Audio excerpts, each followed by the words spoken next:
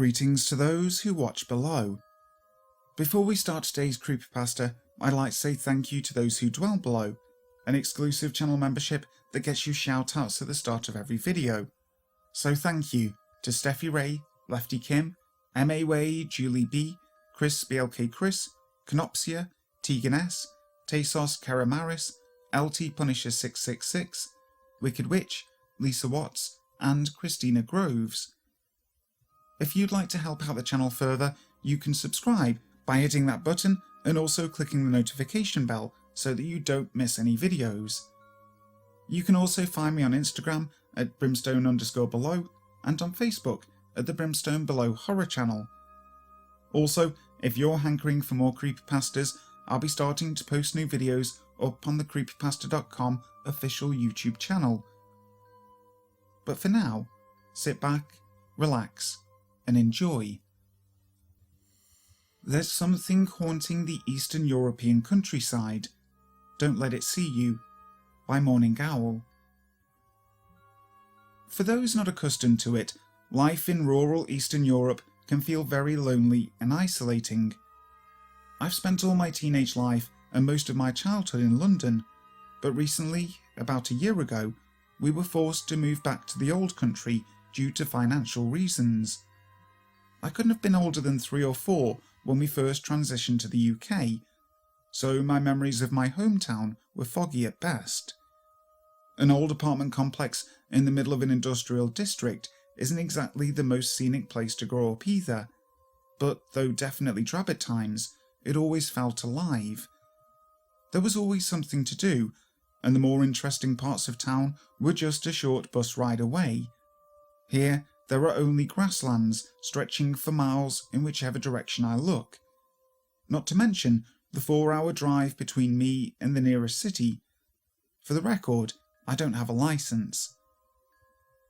Most of my days out here are spent helping Dad and trying to find a decent internet connection, which is close to impossible.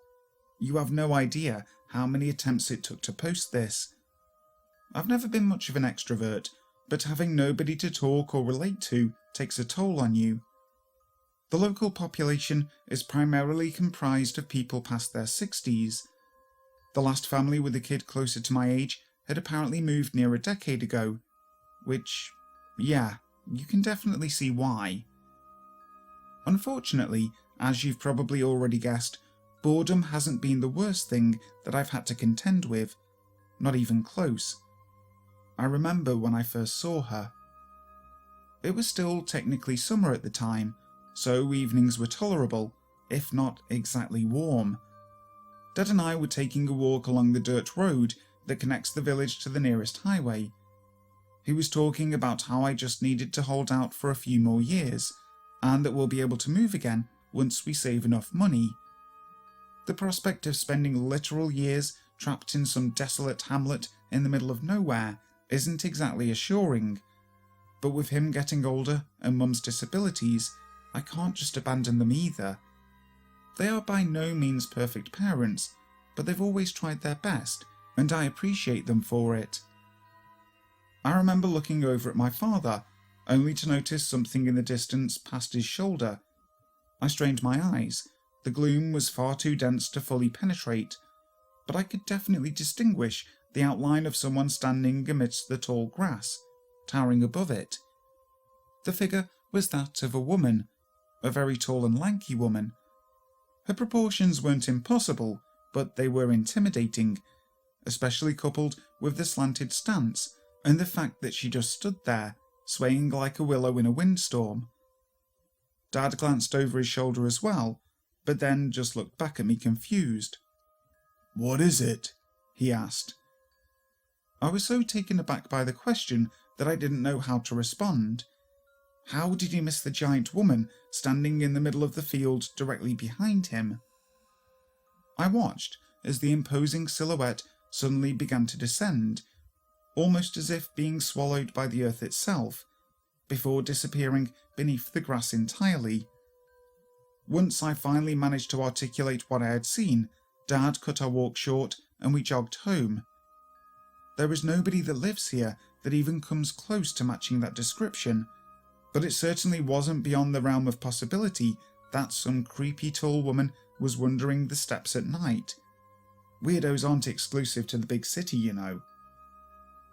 I felt nervous whenever I had to go out for the next few days, but the odd encounter eventually slipped my mind. Neither of us ever told Mum, since we didn't want her to blow the whole thing out of proportion. Besides, she rarely left the house anyway. I had all but forgotten about the woman in the step. That is, until about a week or so later. We were called over by an old couple that lives at the edge of town, conveniently right by that same road. The request wasn't anything out of the ordinary. One of their goats had croaked during the night. Since both of them were in their 80s, they needed our help to drag it out of the pen. We did as they asked, and were rewarded for our efforts with coffee and toast. It was then that the wife said something to me that I'll never forget. I'll do my best to translate it. "This old coot doesn't believe me, but I swear on our grandchildren's lives that I saw someone walking down the old path before I went to bed last night. At first I thought it could have been you, but the girl was much, much taller. Tallest woman I've ever seen. The way she walked was odd too, like she was hurt, limping her way down to town." Dad and I looked at each other from across the table. He chimed in on my behalf. "Who do you think it could have been?" In hindsight, I'm thankful that he stopped me from confessing that I'd seen the woman too. We would have likely been accused of leading her back to the settlement. As I was soon about to find out, folk around these parts love having someone else to blame for their misfortunes. "I don't know. She is not from around here, that's for sure. If you ask me, she is probably the reason our animals keep dying. Outsiders have always been a bad omen." "Be quiet, you hag. The man and his daughter aren't here to listen to your crazy stories." The husband finally had a chance to intervene, which, after some more back and forth, devolved into a typical domestic dispute. We thanked the elderly couple for their hospitality and promptly excused ourselves, though I doubt either of them noticed. Over the next several weeks, more and more animals kept turning up dead. The closest thing we have to a vet couldn't determine a cause. Goats, sheep, pigs, cattle, even dogs. Animals that looked completely healthy one day were gone the next. One day my parents and I woke up to a coop filled with dead chickens. There was nothing wrong with them as far as any of us could tell. They just lay there motionless, while the ones still alive pecked carelessly around them. There was talk of a plague, but the idea was quickly brushed aside. What sort of plague kills overnight with no preceding symptoms? It was almost as if they were being poisoned, which briefly became the leading theory. That was until the start of October, when a shepherd found something in the small birch grove that borders the town. Concealed between the trees was this crude arrangement of rocks. They were obviously placed there on purpose, and overlooking them was this cross between a scarecrow and a human-sized effigy made of twigs. It had a rusted cowbell dangling from its neck and a ram's skull for a head. There was something about the way it just stood there, arms raised, praising something none of us could see. It made me feel vulnerable, tiny, like there was this benevolent force perpetually looming over us. "Witchcraft!" someone yelled. "We've been cursed!" spouted another. We scattered the rocks and burned the idol that same day. As I watched it get swallowed by the flames, I couldn't help but feel that this is what the one who placed it there intended. I still think that this is the exact moment we unknowingly doomed ourselves, and that everything that follows could have been prevented. Too late now, though. Things only got worse as time went on. More animals kept dropping dead for no discernible reason. The bodies were piling up. We couldn't even use the meat, as we still feared that it might have somehow been tainted, so we just ended up burying them outside of town. It was when the crops, our main source of income and food, started withering that things truly got desperate. Everyone became convinced that there was a witch among us. With my family being the most recent addition to the community, we were obviously the first to fall under scrutiny. Thankfully, my dad managed to appease the growing mob by pointing out that this supposed curse had severely impacted our own livelihood as well. It made no sense that we would be the ones responsible, and so accusations started getting levelled against the next most plausible candidate. I won't be using her real name out of respect for the poor woman, so I'll just refer to her as Maria. Maria was about the same age as my mother, maybe slightly older, only she'd never married nor had any kids of her own. I never really got a clear answer as to why, and I'm not about to start speculating.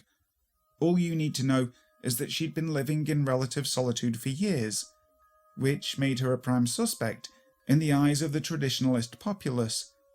Adding to it was the fact that her livestock had overall been spared, though she wasn't even the sole outlier in that regard. There is no doubt in my mind that her targeting was largely the result of pre-existing prejudice, and things were about to get a whole lot worse for her. Every day I would walk by her house and see a fresh batch of crosses carved into her door. People called her all kinds of names whenever they saw her in public. One time I even witnessed several women throw rocks at her, which the men eagerly encouraged. You might be wondering why the saner among us didn't do anything to help. The unfortunate truth is that times were already tough, and nobody wanted to risk getting themselves or their loved ones implicated by proxy. Also, good luck getting any outside authorities to intervene. Nothing short of a murder would ever convince an officer to come out here. And it just so happens that's exactly what it took. Time had been somewhat of a blur since the day I found her. I remembered that it had snowed the previous night. Everything was covered in this crisp sheet of white. I was probably on my way to the only general store that there is here.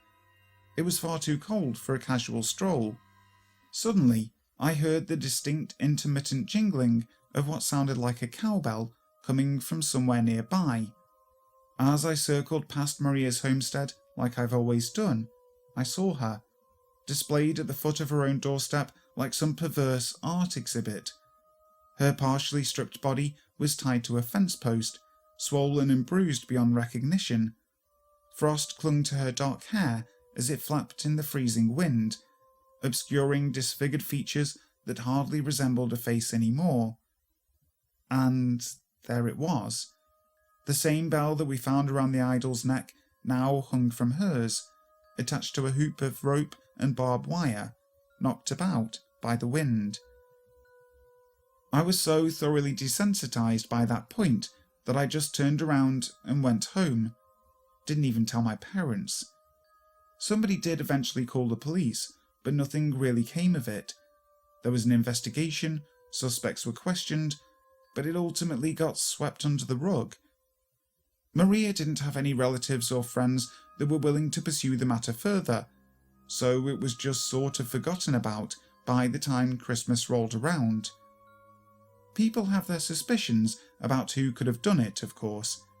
It was generally assumed to have been the shepherd with the help of a few of his drinking buddies, since he's always been Maria's most outspoken detractor, even before any of this curse stuff happened. Thing is, I don't think he did it. There's a detail that I've been deliberately neglecting to mention. I wanted to get the verifiable facts out of the way first. Throughout most of the events that I've described, the aforementioned tall woman has been haunting nearly every waking moment of my life. Her presence was subtle at first, barely noticeable and easy to disregard. Maybe I would catch something swaying ominously in the distance that I couldn't fully make out. Perhaps there would be a long shadow stretching across the hallway at night, yet no one there to cast it. After the desecration of the ritual site, however, any semblance of subtlety was completely done away with. I saw her near everywhere I looked, occupying some dim corner, a lanky figure with bluish-grey complexion, draped in a traditional white dress that was several sizes too small, as though it belonged to a child. Her hair was oily and sparse, barely clinging to her scalp and leaving little of her face to the imagination. God, that fucking face. Apart from its unhealthy hue, there was technically nothing wrong with it, but the way she would just stand there and look at me with this vacant smile and wide, glassy eyes was just... I honestly can't think of an adjective that accurately describes how repulsive it felt. Dad still didn't see her. I think my mum did, but she just plain refused to acknowledge it, even if the dishevelled woman was standing literally right there, looming over her. One time I cornered her about it, probably realising I was teetering on the brink of a mental collapse, and she told me, "Your grandmother used to say that there are things out there that like to watch, but hate to be seen. Once you do, it's best to pretend like you don't." So that's what I did. I spent the next 2 months pretending like the grinning entity watching us from across the room wasn't there, like its emaciated frame wasn't the first thing that I would see whenever I stepped through that door. I wouldn't go as far to say as I got used to it. Trying to go to sleep with that thing's silhouette propped against the opposite wall never got easy. And keep in mind that I was dealing with this in parallel with everything else going on in town. The reason why I'm telling you this, even though I probably shouldn't, is that the tall woman suddenly stopped appearing around the house just a few days prior to me stumbling across Maria's body. Last week, another murder was reported. The goat herder's wife was found in much the same state, with her battered remains tied to a tree directly outside their home, and a cowbell dangling from her neck. I have a feeling that she won't be the last one. So, let's surmise, shall we? I'm a teenage girl trapped in the middle of bumfuck nowhere, with a homicidal ghost bitch that exclusively preys on women, and may or may not be connected to the curse that's progressively decimating our livelihood. I have next to no access to the outside world, and the police can't be asked to help. Fuck my life. Hi guys, thank you so much for listening to today's video. I really hope you enjoyed it. If you did, make sure to leave a like and also subscribe to the channel if you haven't already. So, until next time, sleep tight.